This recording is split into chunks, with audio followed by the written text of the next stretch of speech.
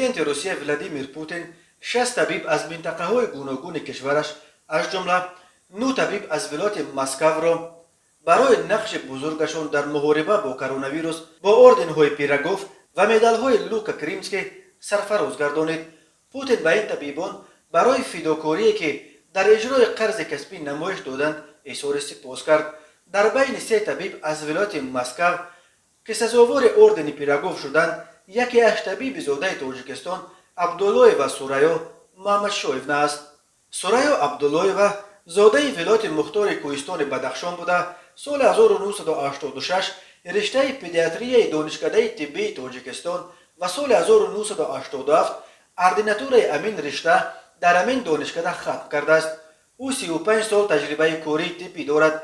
سورایا عبداللهیو مثل صدها طبیب دیگر تاجیک به روسیه کوچیده حالا در بیمارستان مرکزی نویه شتور ولایت مسکو به حیث طبیب کودکان پدیاتر کار میکند. طبیب کودک کسب ساده نیست. آنها باید نه فقط بیمار را دقیق تشخیص کنند بلکه به دل طفل بیمار را بیابند.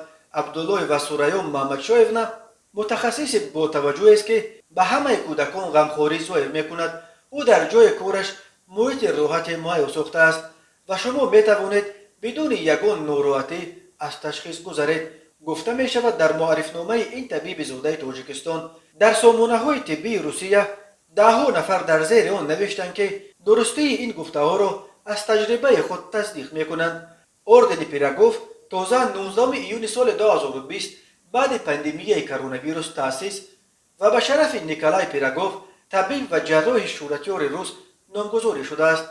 این اردن برای فداکاری در طبابت مردم در شرایط حالتهای فوق‌العاده، اپیدمیاها، شرایط جنگ و دیگر حالتها همراه با خطر به زندگی طبیبان داده می شود.